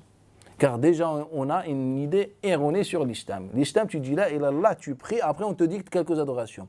On n'est pas vraiment dans une vision, un message à transmettre. C'est vraiment nos prêches, c'est dans ce sens-là. À chaque fois, un prêcheur, prédicateur, va vous appeler à appliquer l'islam. Faites ceci, faites cela, etc. Il n'y a pas un message derrière. Contrairement au Coran al-Karim, il t'apporte un message. Donc Allah Ta'ala nous parle d'un message, donc parle de la foi, ta relation intime avec Allah à travers la prière, l'obligation de zakat, et donc quand on dit zakat, on parle de l'égalité, etc. Et après le travail social. Et donc, c'est ça le message de l'islam. Et après, il nous dit, voilà, il faut, donc pour ceux qui s'engagent, il faut qu'ils remplissent cet engagement. Et à la fin, maintenant, on a oublié, maintenant c'est bon, on tourne la page. C'est bon, on s'est engagé, on a accepté le message, on a donné la parole et on a commencé. Et après, vient l'éloge de ceux qui sont patients après. Ceux qui résistent. C'est pour ça qu'Allah Ta'ala, il dit, c'est comme s'il a dit, Wal-Moufoun, c'est-à-dire que ceux qui respectent leurs engagements sont, masha'Allah, mais surtout, finaliser ça par la patience, c'est-à-dire mourir sur ça. Was-Sabirin, as-Sabirin, c'est un deuxième degré. Donc il y a juste l'engagement, et après, Was-Sabirin. Après, il nous dit quoi? Qu'est-ce qu'Allah Ta'ala dit à la fin? Ce sont les Al-Muttaqoun. Et qu'est-ce qu'il a dit dans la surah ou bien dans l'histoire des fils d'Adam? On accepte seuls les actes des pieux, Al-Muttaqin. Et Allah Ta'ala, il redit ou pas le même mot? Naam. Donc il nous dit, voilà, Oulaïka sont les biens Al-Muttaqin. Donc aujourd'hui, je vous donne un cas. Aujourd'hui, mon objectif, c'est de savoir ou d'enseigner à nouveau comment prier. Est-ce que je suis le muttaqi selon ce verset? Quand on dit le muttaqi, c'est celui qui suit le Coran al-Karim. Dans ce verset, est-ce que je suis muttaqi? Ou bien pour nous, le muttaqi, celui qui ne fait pas les grands péchés et il essaye de faire les petits détails. Ou bien le Coran est beaucoup plus vaste que ça. Donc selon vous, c'est moi, toute ma vie, pour enseigner ou apprendre comment prier. Est-ce que je suis muttaqi? Je pense que selon le Coran, je ne suis pas muttaqi. Je suis musulman, croyant, mais je ne suis pas encore muttaqi. Car le muttaqin porte un projet. Et moi, je porte quoi? Comment prier. À chaque fois, je vous donne des exemples. En fait, car on a un peu falsifié l'islam. L'islam, en dehors de l'adoration, est facile, accessible. Voilà les interdits, le reste, c'est taïb. Dans l'islam, en fait, ce n'est pas plus compliqué que ça, dans l'adoration. En fait, c'est tout simplement, tu as un message, tu portes un message, et tu essayes, selon tes compétences, de partager ou bien d'être l'acteur d'une partie de ce message-là. Ça s'arrête là, c'est ça le muttaqin en islam. Mais nous, on a déformé l'islam. C'est pour ça que je vous ai posé la question tout à l'heure, est-ce que réellement le patrimoine musulman respecte le Coran al-Karim, va dans le sens du Coran al-Karim? Je pense que non. Moi. Prenez l'exemple de la prière. On vous dit quoi? Que le Nabi sallallahu alayhi wa sallam vous a dit priez quand vous m'avez vu, priez, c'est vrai ou pas? Et après on vous dicte ce que vous devez faire, c'est ça ou pas? Et moi si je vous dis le contraire, en fait juste venez avec moi, on réfléchit un peu. On va essayer de réfléchir. Qui rapporte le hadith, priez quand vous m'avez vu, priez? Qui rapporte ce hadith-là? Malik ibn al-Huwayrith. Il se trouve où? Dans le Bukhari, Muslim, etc. Ayyub, d'après Abi Qilaba, d'après Malik ibn al-Huwayrith. Je ne vais même pas parler de l'authenticité de ce hadith-là. Je vais vous parler d'une autre chose. Il faut juste réfléchir. Est-ce que vous connaissez Malik ibn al-Huwayrith? Non. C'est un homme qui a, selon le même récit, il n'a que ce hadith-là. Selon le récit, il est venu à la fin de l'islam. Il a embrassé l'islam. Il est du Yémen. Et il n'a fréquenté le prophète sallallahu alayhi wa sallam que 19 jours. Selon toujours son récit. On peut ne pas être d'accord. On peut dire peut-être beaucoup moins, mais ce n'est pas grave. Selon son récit, il est resté avec le Nabi sallallahu alayhi wa sallam 19 jours. Et que, voilà, il n'a fréquenté le Nabi sallallahu alayhi wa sallam que 19 jours. Et puis lui, il rapporte ce hadith-là. Est-ce que vous avez compris quelque chose est-ce que vous m'avez compris? Mon objectif. Pourquoi je vous dis ça? En fait, tout simplement, pour comprendre quelque chose, il faut juste essayer de vivre la scène. Moi, je m'appelle Malik ibn al-Huwayrith. Je voyage voir un Nabi sallallahu alayhi wa sallam. Donc, j'arrive à Médine. Voilà, comme tout le monde, je vais dormir au sofa de la mosquée, au fond de la mosquée, comme les musulmans. Voilà, les gens vont me nourrir, donc je viens avec quelques jeunes avec moi. Les gens vont nous nourrir pendant ces jours-là. Et puis, moi, je vois le Nabi sallallahu alayhi wa sallam quelques fois. Pour quelle raison? Car le Nabi sallallahu alayhi wa sallam, bien sûr, Malik ibn al-Huwayrith va passer une ou deux nuits avec le Nabi sallallahu alayhi wa sallam, mais on n'est pas précis sur l'endroit exact, bref, de façon générale. Donc, je profite du prophète sallallahu alayhi wa sallam. Et donc, dans la logique, si c'est moi qui rapporte, priez quand vous m'avez vu prier, cette parole est destinée à Omar ou à moi et les gens comme moi? Selon vous, elle est destinée à qui cette parole? Je parle des compagnons, je ne parle pas de la communauté de façon générale.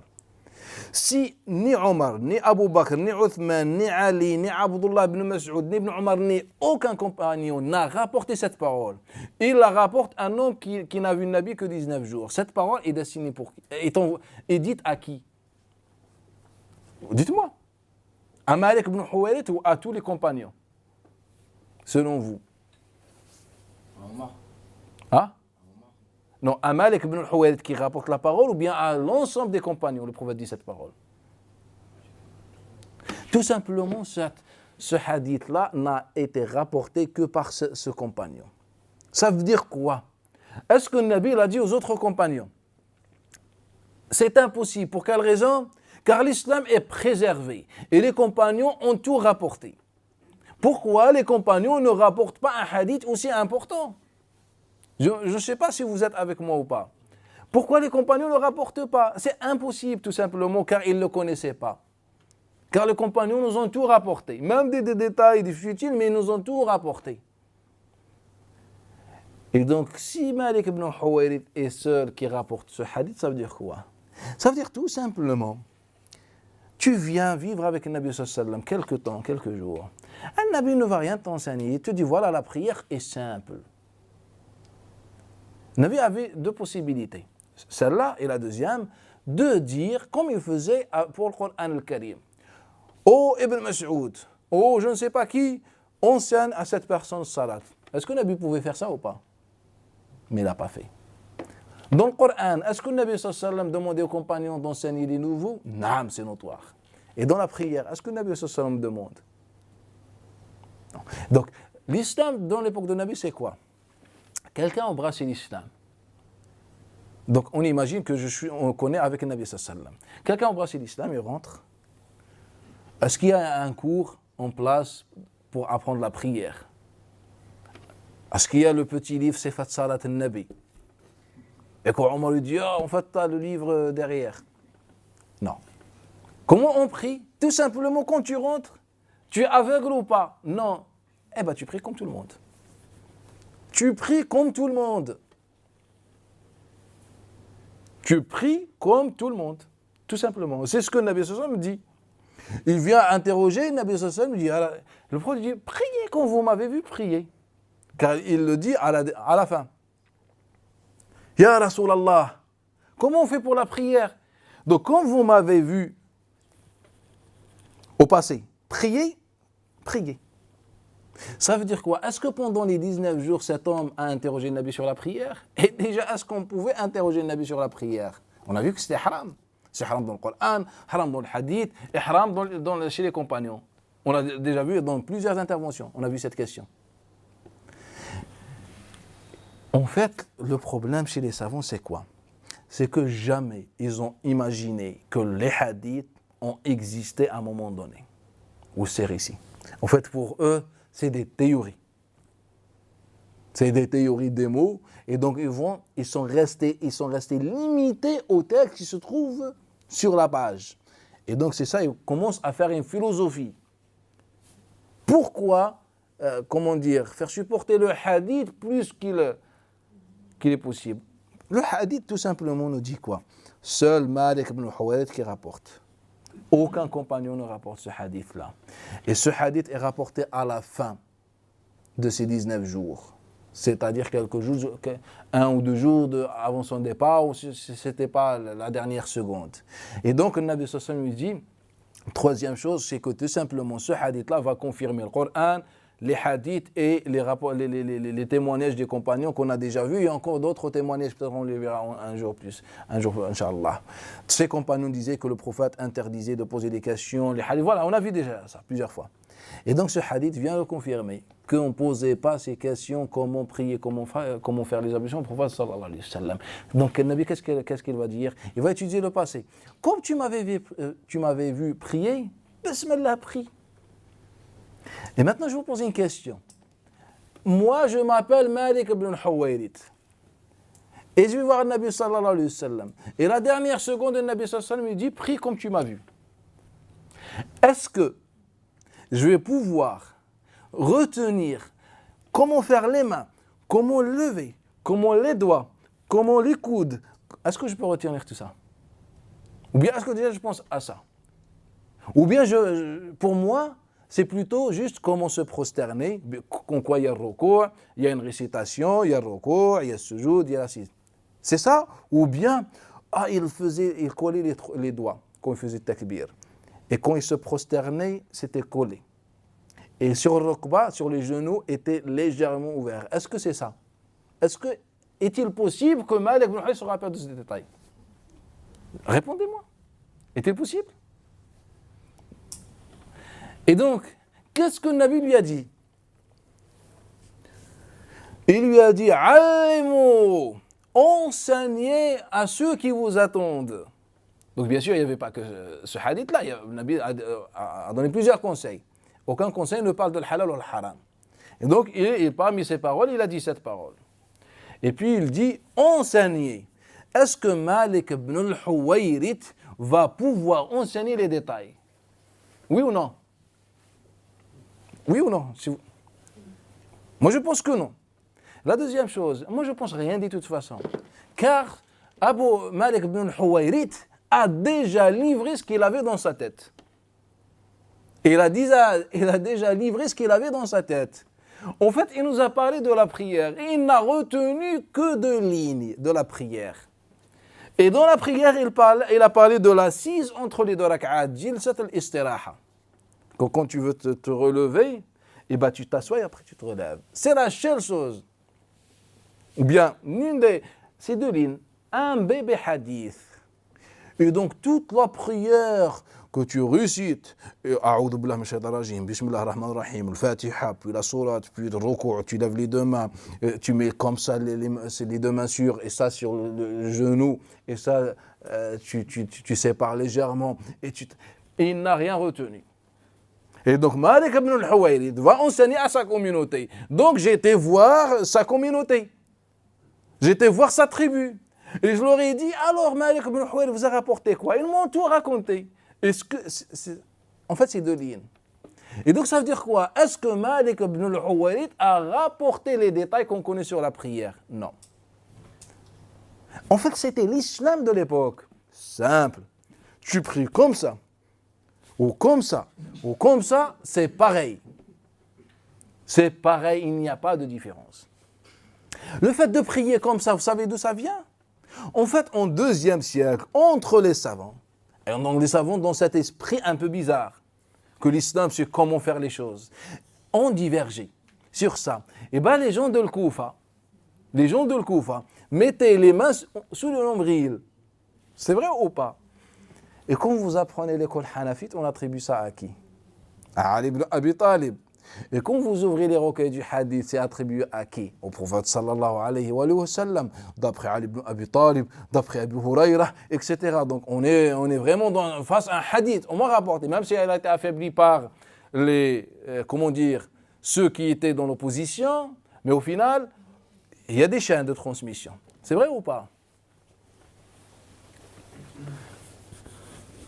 Et même moi, quand j'enseignais à l'école hanafite, je disais la même chose. Mais je savais ce qui se passe. Mais on est dans une période où il faut qu'on respecte les étapes. En fait, ce hadith-là est inventé à toute pièce. Abdurrahman ibn Ishaq n'a fait que servir les Hanafites. Et les gens de Koufa, je dis les Hanafites, pas les Hanafiyya, de façon générale en fait, c'est le Koufa. En fait, Abdurrahman ibn Ishaq n'a fait que servir l'école Hanafi, ou l'école de Koufa. En fait, au IIe siècle, il invente des chaînes de transmission et comme quoi le Nabi sallallahu alayhi wa sallam priait en mettant les deux mains en dessous de son nombril. Et c'est pour ça quand on fait le lien, toutes les chaînes de transmission passent par Abdurrahman ibn Ishaq. C'est étrange. Enfin, c'est pas étrange. Quand on connaît le patrimoine, tout simplement, il a inventé pour ça. Alors que les gens de Mecca, ils ont inventé sur la poitrine, comme ça. Bruce Lee. Naam. Qui derrière ça, Sufyan ibn Uyayna, le grand savant de l'islam. Mais il n'a pas inventé avec... En fait, quand je dis inventé, ce n'est pas dans le sens que je veux mentir. En fait, ça dépasse. Et ça, normalement, le cas des transmetteurs doit être étudié par les psychologues. Et ça, c'est une vérité. Non, il ne faut pas rigoler car c'est une vérité. En fait, ceux qui sont qualifiés pour connaître un peu la nature humaine. Ce n'est pas aujourd'hui, nous, quand quelqu'un est un peu psychologiquement, ça ne va pas, il va voir un raqi ou un imam à la mosquée. En fait, nous, je ne sais pas si on est tellement intelligent ou je ne sais pas. Tu es malade, tu vas voir l'imam. Ça montre que l'islam aujourd'hui est devenu une secte. En fait, il y a un gourou à la mosquée. En fait, lui, il ne le veut même pas. Juste le pauvre, c'est un imam. Mais nous, on a fait de lui ça. Après, lui, il n'est pas conscient non plus. Quand tu lui poses la question, il rentre dans le jeu avec toi. Il va te poser des questions. Donc maintenant, il se prend maintenant par un psychologue. Il te pose des questions, etc. Il est en train de t'examiner, tout simplement. Et après, quelques jours plus tard, tu meurs. Ah, elle est morte, Rabbi yarhamha. En fait, tu t'es suicidé.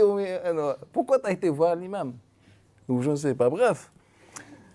Et donc, on a inventé ce texte-là, qui parle de la poitrine. Et les autres, ils disent ça. Il n'y a aucun hadith authentique de Nabi sallallahu alayhi wa sallam qui parle que Nabi priait comme ça, ou je ne sais pas quoi.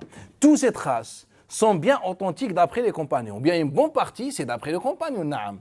Mais maintenant, j'aimerais bien vous poser une question. Lorsqu'un compagnon décrit quelque chose, est-ce qu'il est conscient ou bien il sait que la Ummah de l'islam, ou bien les savants vont devenir bizarres plus tard? Je vous donne un exemple. Anas ibn Malik nous a dit que le Nabi sallallahu alayhi wa sallam avait 17 cheveux noirs dans sa barbe. Une version de 20. Un hadith. Malik, d'après Rabi'a, ibn Abi Abdurrahman, d'après Anas ibn Malik. Est-ce que Anas ibn Malik savait qu'il y aura des gens derrière après qui vont chercher à avoir le même nombre? Et donc, si on a des gens comme ça, on accuse qui? Anas ou ces gens? Dans la logique. Mais Anas, le pauvre, il voulait juste partager le Nabi avec nous, sallallahu. Il veut juste nous parler de Nabi, sallallahu alayhi wa sallam. Et nous, les malades mentaux, on a fait de son récit une religion. Et donc, c'est ça. C'est comme Aïcha ou Maïmouna nous raconte comment Nabi faisait ses grandes ablutions. Elle les raconte à qui? À leur neveu, Al-Qasim, Urwa ibn Abbas. C'est une affaire familiale, privée. On est assis à la maison, autour d'un thé, et Aïcha rapporte à ces deux, et Maïmouna rapporte à Abdullah ibn Abbas, son neveu. Et donc, ces neveux, ces derniers, vont vouloir partager ça avec les musulmans. Voilà, nous on a une culture, on a une connaissance. Et nous, les savants musulmans, ils vont faire quoi? Ils vont faire de ça une religion. Mais si c'était le cas, pourquoi le Nabi n'a pas enseigné ça aux compagnons? Pourquoi j'attends un demi-siècle pour que Qasim pose la question à Aïcha? Et si on pose la question à Aïcha, on n'aurait pas cette religion. Vous voyez ce que je veux dire ou pas? En fait, c'est ça notre adoration.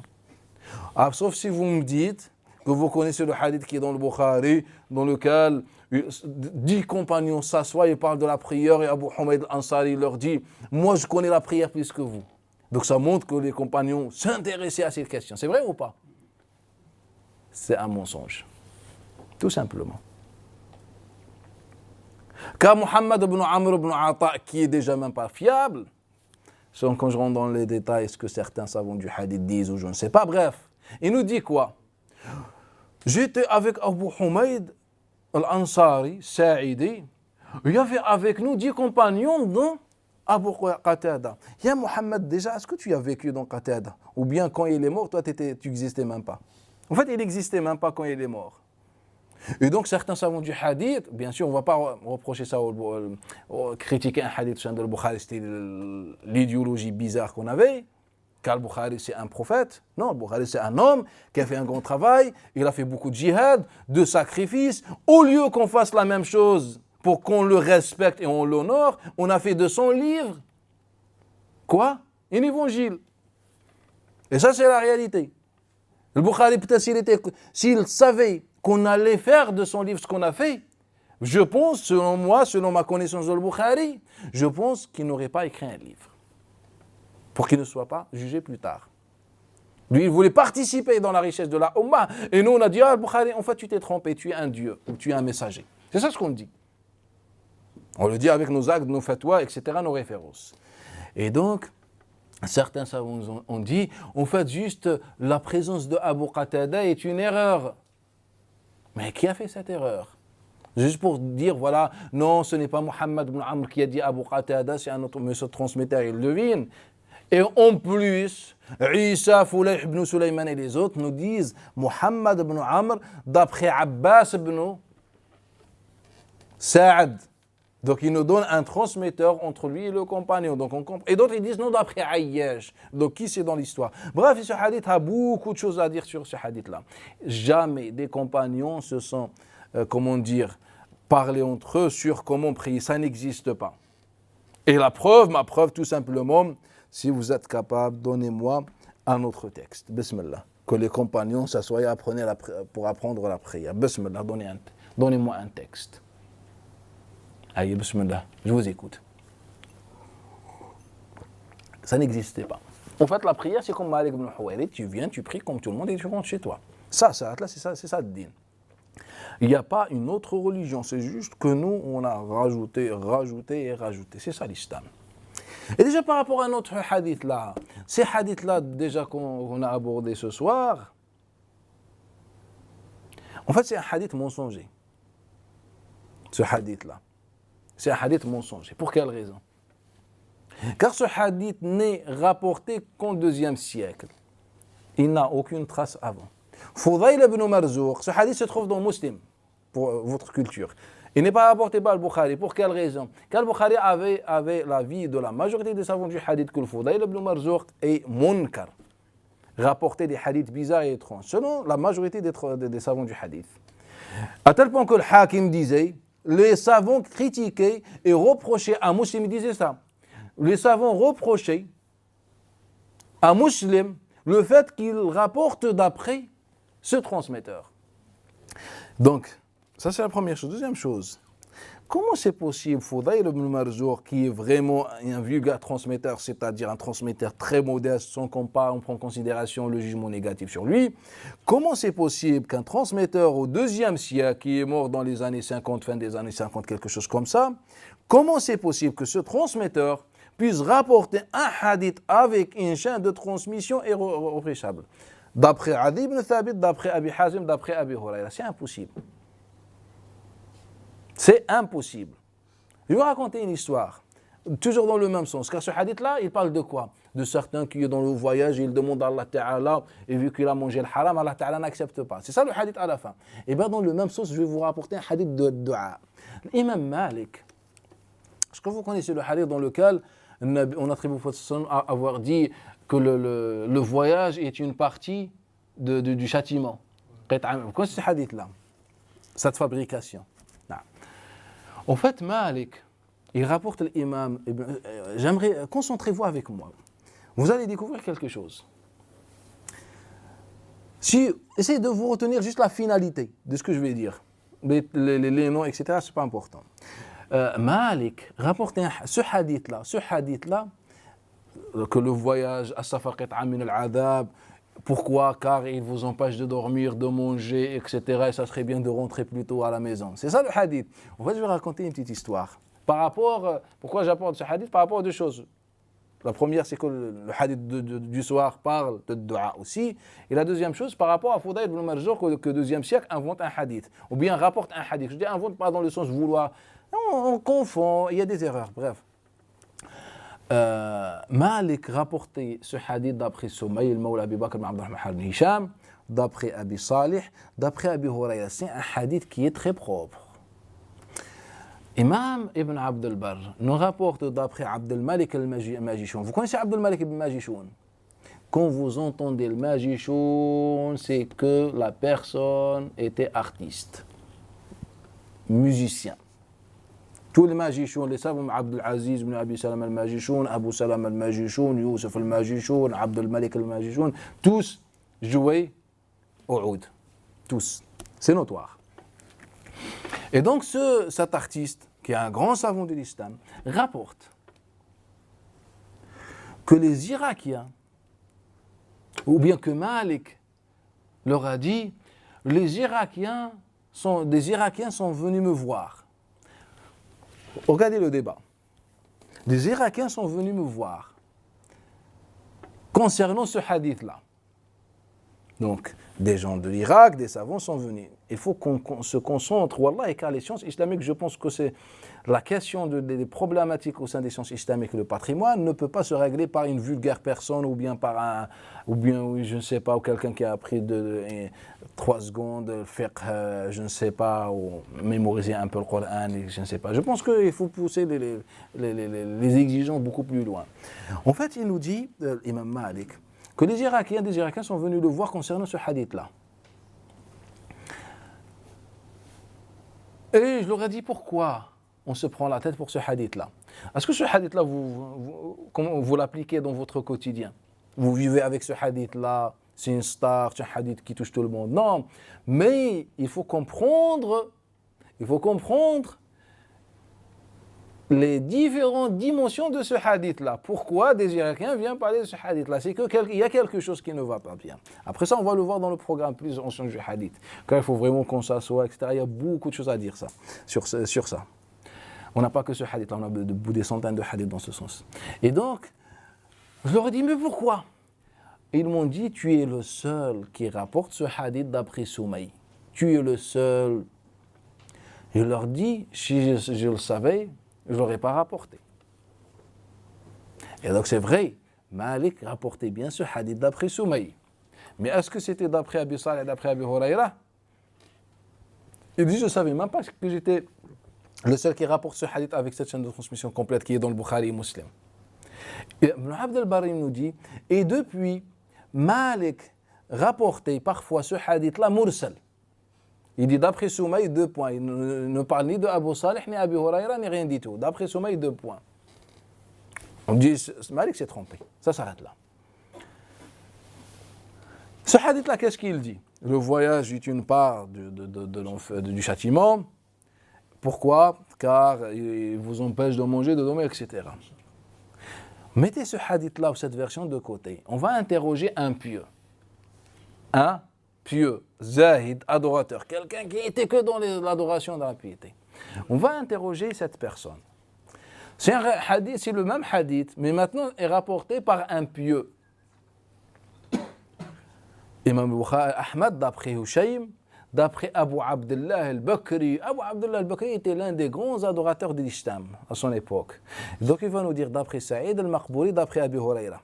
Sachant que toutes les chaînes de transmission que je vais citer ont été utilisées par tous les savants musulmans pour renforcer l'authenticité de ce hadith-là. Et vous allez voir que toutes ces chaînes de transmission témoignent que notre patrimoine est anormal. Et donc Abu Abdullah al-Bakri était un pieux. Il nous dit d'après Saïd al-Maqbouri, d'après Abi Hurayra. Les savants ont beaucoup critiqué la mémoire de Abu Abdullah al-Bakri car généralement les pieux, les adorateurs étaient vraiment un peu Ils n'étaient pas trop dans le hadith, etc. Ils confondaient beaucoup les hadiths, les chaînes de transmission, ne sont pas fiables dans cette question. Les savants du hadith, voilà le jugement des savants du hadith sur cette personne, sur cet homme, sur ce pieux. En fait, ce pieux rapportait le hadith d'après Saïd Maqboul, d'après Abu Huraira, avec la main fourmée, sauf qu'à la fin, il nous dit, ce n'est pas par rapport au fait que le voyage nous empêche de dormir, de manger ou bien manger, tout ça, car il vous empêche de jeûner, de prier et mieux adorer Allah.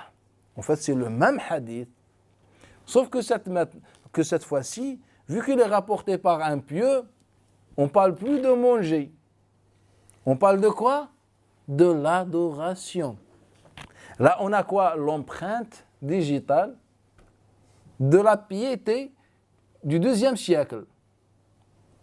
On est d'accord?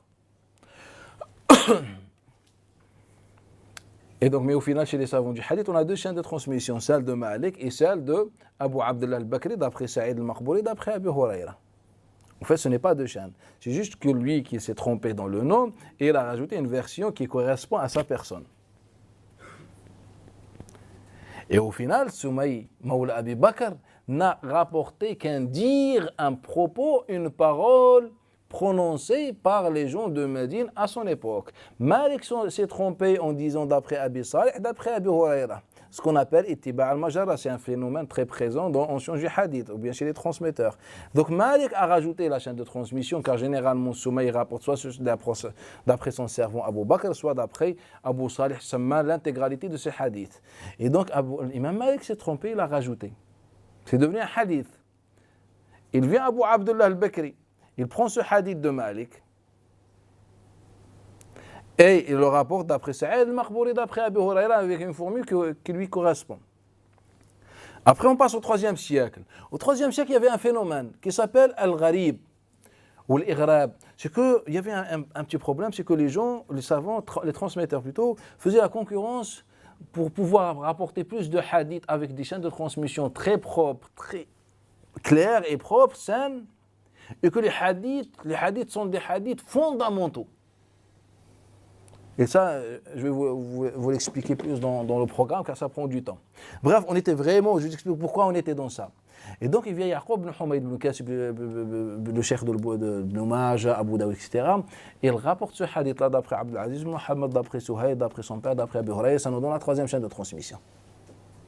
Et quand on va demander à Abu Dawud, Abu Dawud, qu'est-ce que tu en penses de Yaqub ibn Humayd ibn Kasib? Il dit, en fait, un jour, ou bien on était avec lui, il nous a rapporté des hadiths un peu bizarres.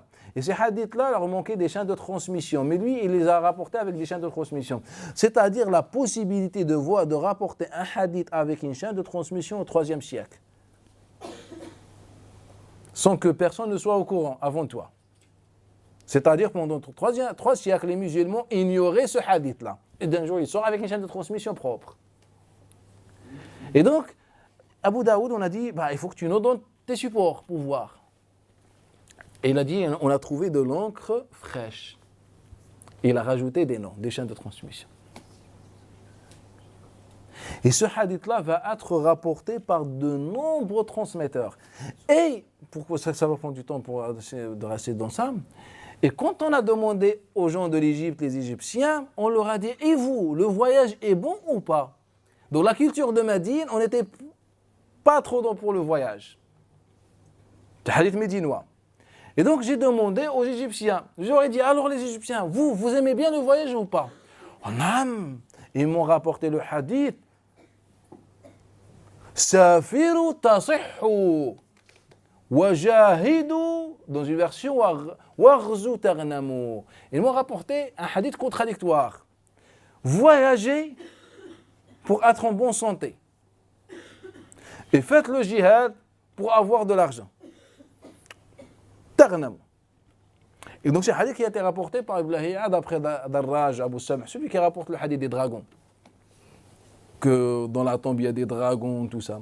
Comme style chinois comme ça, des dragons, comme les folklores chinois. Et donc voilà celui qui rapporte ça. Et donc les Égyptiens m'ont rapporté ce hadith-là.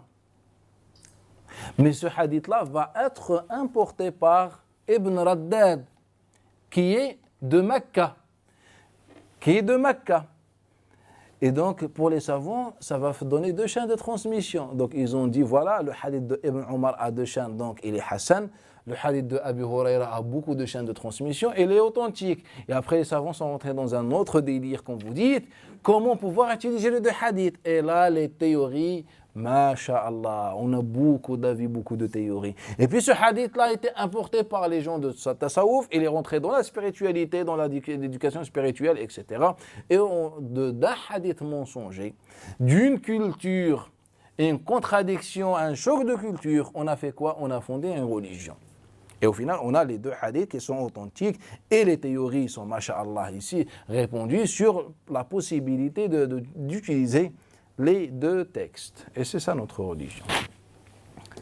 C'est ça notre religion. Si vous voulez un autre hadith sur le dua, le hadith peut-être que vous connaissez certainement, que Allah Ta'ala hayyun sattir et il yastahyi أن إذا دعاه عبدا إذا رفع عبده يديه أن يردهما صفرا, que Allah Ta'ala est pudique, généreux, il ne rend pas le dua de son serviteur zéro. Vous connaissez ce hadith-là?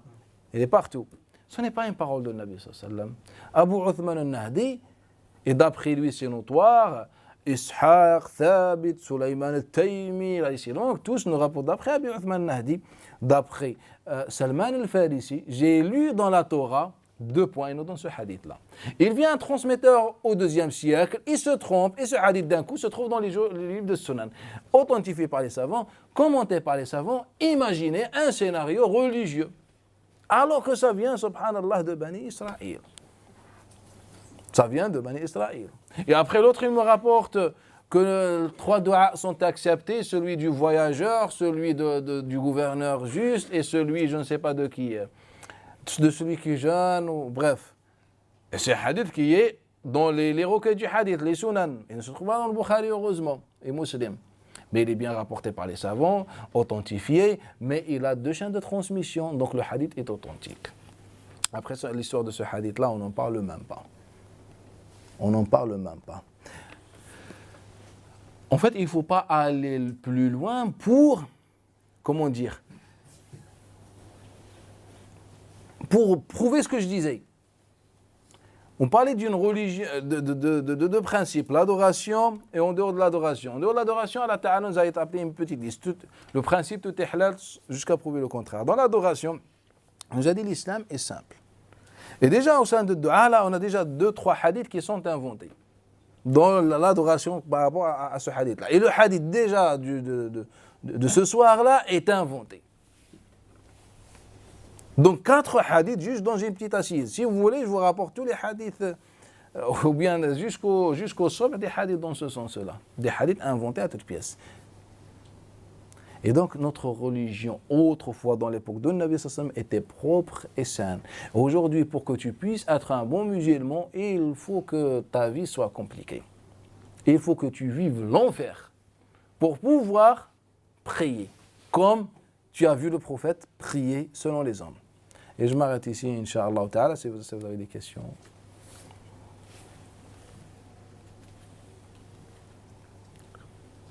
Juste un frère pose la question sur ce que vous avez dit au début. Est-ce que la bismillah c'est une condition de validité pour l'égorgement des bêtes? La basmala. Et bismillah, Allah Ta'ala dit Allah Ta'ala nous demande d'évoquer le nom d'Allah Ta'ala. Donc bismillah, walhamdulillah, wallahu akbar, ou la ilaha illallah, ou subhanallah, ou n'importe quel dhikr suffit. Si on oublie, c'est comme si on oublie dans la prière, etc., on peut en manger. Donc c'est pas une condition de validité. C'est une préférence. Si on oublie, c'est bon. Non. Et si on oublie, et on avait l'intention, si on oublie tout simplement, c'est bon. Donc, mais Allah Ta'ala nous appelle à évoquer le nom d'Allah Ta'ala. Pour que je ne dis pas obligatoire ou condition, ou je ne sais pas. Allah m'appelle à dire Bismillah. Si j'oublie, eh ben c'est une exception.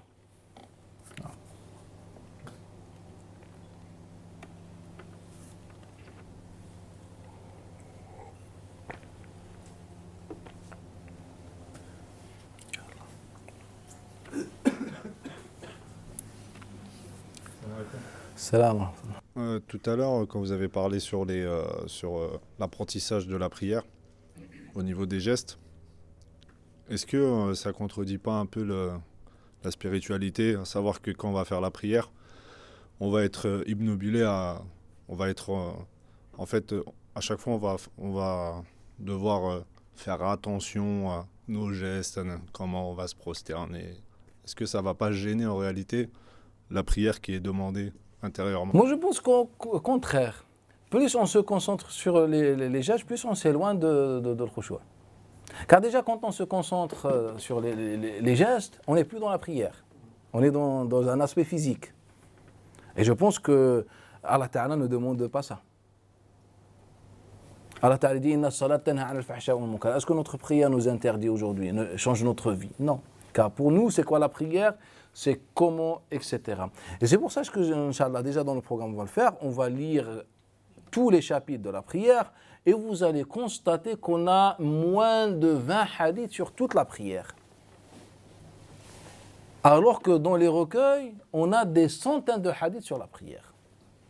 Et je vais vous faire un organigramme, un plan, et je vais vous expliquer l'origine et la source de chaque texte, et on va faire vraiment un truc carré bi'idhnillah ta'ala sur la question. Mais ce qu'on doit savoir, c'est que le Nabi sallallahu alayhi wa sallam a parlé rarement, vraiment rarement, du comment de faire la prière. J'avais une question aussi concernant la prière. Est-ce que le fait est de regarder vers le lieu de prosternation Ça, c'est, par exemple, cet exemple vient aussi prouver ce qu'on est en train de dire, qu'en islam, en fait, tout simplement, dans la logique, il y a deux logiques. Il y a une logique pour les simples musulmans. C'est que chaque acte doit avoir un texte. Et donc, tout simplement, vous allez poser une question à un cheikh. Par exemple, ça, c'est la logique pour un simple musulman. Après, je vais vous donner la logique pour un savant, pour qu'il soit, je pense, selon moi, un savant. Et donc, vous allez demander à quelqu'un s'il peut vous fournir un hadith qui parle sur l'endroit où on regarde dans la salat. On n'a aucun texte.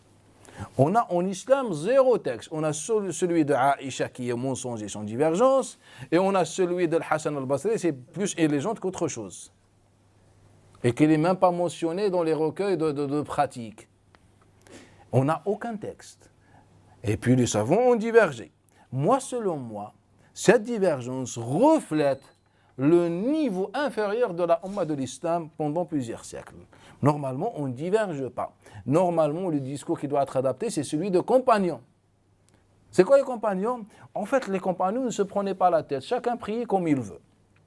Et puis ces prières ont été rapportées. Ça nous a donné une divergence au final, alors qu'il n'y a pas de divergence. Moi, je te dis, tu me poses une question, moi je te dis, je prie comme ça. Est-ce que ça veut dire qu'il faut que tu pries comme moi? Ou bien c'est ça la vérité? Moi, je prie comme ça, je fais ce que je veux. Moi, je fais mes grandes ablutions comme ça. L'autre compagnon a dit la même chose, etc., la même chose, et c'est ça. C'est ça, en fait, ce n'est pas... Je donne un exemple dans ce sens-là. Quand tu lèves ta prière, quand tu lèves les mains dans ta prière, tes mains dans ta prière, on a, les savants tous, sans divergence, recommandent contre les épaules, les oreilles, et certains rajoutent la poitrine. Et on a imaginé que c'était des façons de Nabi sallallahu alayhi wa sallam, alors que ce n'est pas le cas. Car qu'est-ce qui s'est passé? Et ça, c'est la deuxième logique dont je parlais. Qu'est-ce qui s'est passé? Dans la question que le frère a posée, on n'a pas de texte. Donc tout simplement, ça ne fait pas partie de l'islam. Car si ça fait partie de l'islam, le Nabi sallallahu alayhi wa sallam aurait dit quelque chose sur ça. C'est vrai ou pas? Ce n'est pas le cas. Donc tu regardes face à toi, tu regardes devant toi, ou tu regardes là où tu veux, tu es dans la prière. Et donc après, pour avoir une concentration, ça dépend. Il y en a qui préfèrent regarder juste devant leurs pieds, d'autres en face, ou bien un peu vers l'endroit de la prosternation, d'autres en face. En fait, ça dépend quand tu pries. On est libre. Et donc ça se prouve que ça ne vient pas de l'islam. La deuxième question, ou bien deuxième cas que je vous ai donné, marche dans la logique des savants. Car les savants, ils ont dit quoi? On a deux sunnahs, comme ça ou comme ça. Mais les deux ne viennent pas de Nabi sallallahu alayhi wa sallam. Et le problème, c'est quoi? C'est qu'on a vu des compagnons parlaient ou faisaient ça. Alors que les compagnons ne rapportaient pas que c'était l'islam. Tout simplement, quand j'ai répertorié les actes et les compagnons selon les différentes régions dans les adorations de l'islam, j'ai constaté, comme par exemple dans ce cas-là, que les gens de Al-Koufa, Ali ibn Abi Talib, Al-Barra ibn Azib, contre les oreilles. Les Médinois, comme Ibn Omar, comme Omar ibn Khattab, contre les épaules. Ça veut dire quoi? Est-ce qu'il y avait vraiment une sunna? Comment pendant 23 ans tu étais incapable de savoir où Nabi Sassan mettait ses mains? Ça veut dire ça? Pendant 23 ans de prophétie, les musulmans étaient incapables de savoir si Nabi faisait comme ça ou faisait comme ça. Moi je pense si on comprend un peu la position des savants, c'est que tous les compagnons étaient tout simplement des gens jahils, bizarres, débiles dans leur tête. Car comment c'est possible, les compagnons et les gens choisis par Allah Ta'ala n'arrivent pas à savoir comment Nabi Sallallahu priait une prière quotidienne. Et donc tout simplement, les gens savants, les compagnons de l'Koufa, priaient comme ça, ceux de Medina priaient comme ça. Pourquoi? Le cheikh vient me dire donc que c'est sunna ou c'est pas sunna. Non, je prie comme je veux. Moi, je prie comme ça, car d'autres ont prié comme ça. Ce qui est sûr, c'est que le Nabi sallallahu alayhi wa sallam levait les deux mains. Donc tu pries comme ça, ou comme ça, avec les doigts écartés, ou fermés, comme tu veux, c'est une prière de Nabi sallallahu alayhi wa sallam. Et si c'était de la religion, le Nabi sallallahu alayhi wa sallam aurait demandé aux musulmans de faire la même chose exactement, et que les musulmans ne divergent pas. Car si le Nabi priait comme ça, pourquoi on va diverger alors qu'on a vécu avec lui des années et des années? C'est illogique, en fait, on n'a rien compris de l'islam. Et donc, le reste des cas, c'est comme ça. Est-ce que je récite derrière l'imam ou pas? Ses compagnons étaient des humains ou pas? Ils étaient incapables de savoir s'ils récitent ou pas. Pendant des années, tu pries tous les jours derrière un Nabi et tu ne sais pas, subhanallah, si tu récites. Ça veut dire deux choses. Ça veut dire que tu n'avais pas l'occasion pour demander au prophète sallallahu alayhi wa sallam. C'était haram. C'est vrai ou pas? Car c'est quoi qui a empêché ces musulmans, ces compagnons de poser une question? Ya Rasulallah, alors je récite ou pas? Tout simplement qu'on ne posait pas ces questions. Cette phase de l'islam est ignorée aux musulmans et aux savants musulmans malheureusement. Pourquoi on n'a pas posé une question au prophète sallallahu alayhi wa sallam? Tout simplement, ça renforce ce qu'on disait selon le Coran et hadith que c'est interdit de poser des questions sur le comment, etc. Et la deuxième chose, c'est que tout simplement dans l'islam, c'est libre, subhanallah. Il n'y a pas de règles. Il ne faut pas qu'on soit comme ça et comme ça pour être un bon musulman. En islam, il n'y a pas ces règles, etc. L'islam nous appelle à la prière, ça s'arrête là. Non. On s'arrête ici, Inch'Allah. Subhanak, hamdik, nashhadu an la ilaha illa anta, nastaghfiruka wa natubu ilayk, wa barakallahu fik.